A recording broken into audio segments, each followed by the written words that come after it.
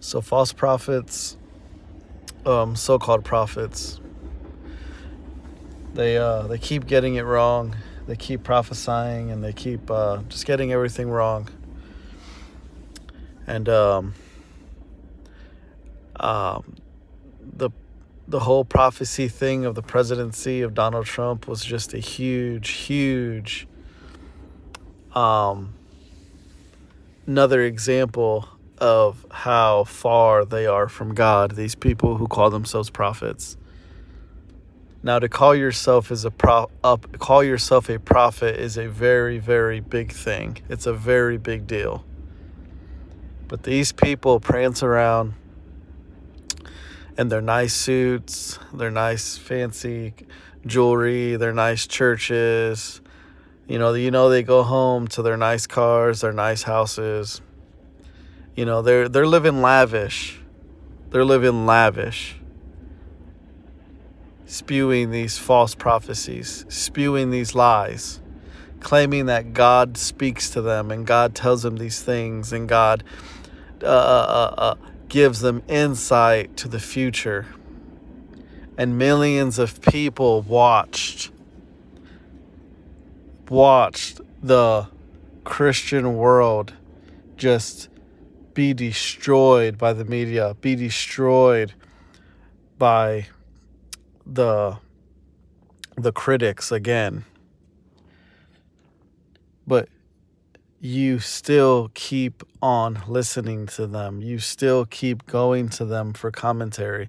You still keep going to them for a word from God. You still keep giving your money to them. You still keep tithing to them. This is insane. This is crazy. But this is where we are. And why were they wrong?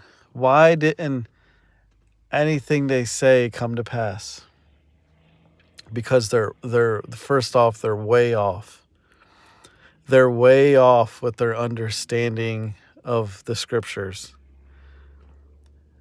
They read the Bible and they put themselves before the audience that you read about when you read the Bible. That was thousands of years ago. You see, the Bible is a book that was formulated into a book, but before a book, it was scrolls.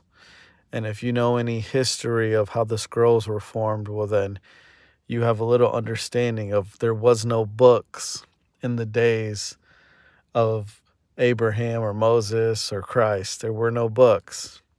There wasn't printing presses. They weren't walking around with books studying.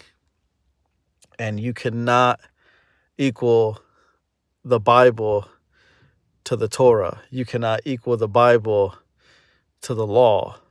You cannot equal them together because they were two separate things. You see, the Bible is a Hebrew book, written in Hebrew, written in Greek, but has been translated throughout the years. Why don't you do yourself a favor and study how many times the Bible's been translated? Study the reasons why it was translated. Know the truth. Christianity is all about truth, but when you start speaking truth like this, they don't want to hear it. But the Bible from Genesis to Revelation was not written in English. Their meanings and their phrases and their idioms are totally different than ours. And furthermore, the Bible was written by the Hebrews and for the Hebrews.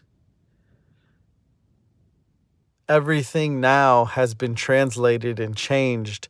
The meanings have been changed. The interpretation has been changed. Why has it been changed? A lot of it was out of fear. People are living in fear. And there's reasons why the translations were formed. But from Genesis to Revelation, it's Hebrew. Jesus, Yeshua, was not an American. You, my friend, my fellow American, or whoever's listening to this, the Bible was not written for you. You didn't live during the days of the Ephesians, the Corinthians, the Galatians. John the Revelator was writing to the 7 churches of Asia. Those were actually churches in his time. He wasn't writing to the United States. He wasn't writing to China. He wasn't writing to Europe. Start actually learning instead of following these false prophets.